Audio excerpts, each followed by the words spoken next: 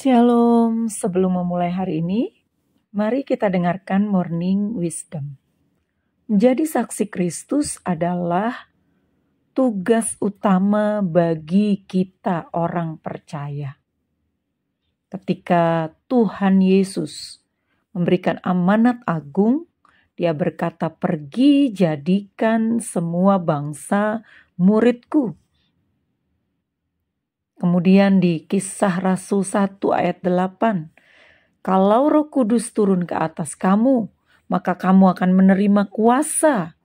Kuasa bukan untuk gagah-gagahan, kuasa bukan untuk supaya kita dibilang sakti, tapi kuasa Roh Kudus yang ada dalam diri kita adalah kuasa untuk menjadi saksinya, menjadi saksi Kristus.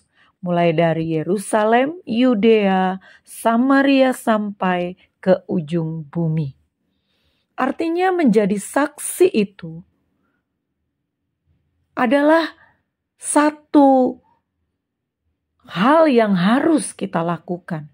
Menjadi saksi lewat kehidupan pribadi kita. Kita tidak bisa menjadi saksi hanya menjadi saksi dusta. Kita tidak pernah alami, kita tidak ada di tempat kejadian, tapi kita bersaksi. Sebab kalau dalam gedung pengadilan, dalam satu sidang pengadilan, saksi dihadirkan karena dia ada menyaksikan sendiri di tempat kejadian, karena dia mengalami. Demikian juga kita menjadi saksi Kristus. Kita harus juga mengalami dulu kasih Tuhan, kuasa Tuhan, pengampunan dari Tuhan. Segala sesuatu tentang pribadi Tuhan. Kita juga harus mengalami berkat Tuhan, perlindungan Tuhan. Baru kita bisa menjadi saksi.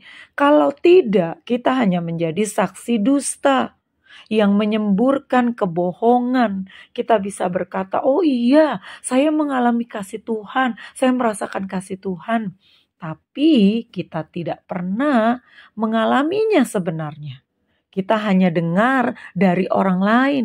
Kita hanya lihat terjadi pada orang lain, tapi tidak terjadi pada kita. Untuk kita mengalami pertobatan yang sungguh, tentu saja kita harus terus mengisi hidup kita dengan kebenaran-kebenaran firman Allah. Bukan saja untuk didengar, bukan saja untuk dihafal, bukan saja untuk dibaca, tetapi direnungkan, dimengerti, dan dilakukan. Supaya kita benar-benar jadi saksi. Mungkin kita tidak perlu banyak berbicara, tetapi tindakan kita, perlakuan kita yang diubahkan Tuhan bisa menjadi saksi. Sehingga orang bertanya, "Kamu berubah. Apa yang terjadi padamu? Mengapa semua yang dulu tidak ada lagi padamu? Mengapa engkau selalu bersuka cita? Mengapa hatimu selalu penuh damai? Mengapa engkau mudah memaafkan dan mengampuni?" Disitulah kita bisa menjadi saksi. Karena aku mengalami kasih Tuhan. Karena aku mengalami pengampunan dari Tuhan. Karena aku mengalami damai sejahtera Tuhan. Yang akhirnya kita bisa membawa mereka untuk mengenal Tuhan. Seperti kita dituntun oleh Roh Kudus pada seluruh kebenaran Tuhan dan mengenal pribadinya. Jadi kita harus menjadi saksi. Kalau benar Roh Kudus ada di dalam diri kita.